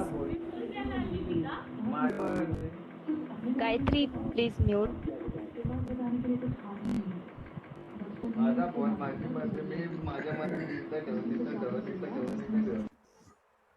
So as we come to an end of our session, I will thank our guest speaker, Mr. Rahul Shende sir. Thank you, sir, for providing us such a valuable information, and also thank you for giving your precious time from your busy schedule. Yeah, most welcome. I would like to thank our respected principal, Dr. Manjuna ma'am, HODs, teachers, and all the department, and also our project guide, Mr. Banjit Thakur sir, guiding and helping us in all the possible ways to conduct this webinar without any difficulty. Also, thank you to all participants for patiently listening. Thank you all. Thank you so much, sir, for coming.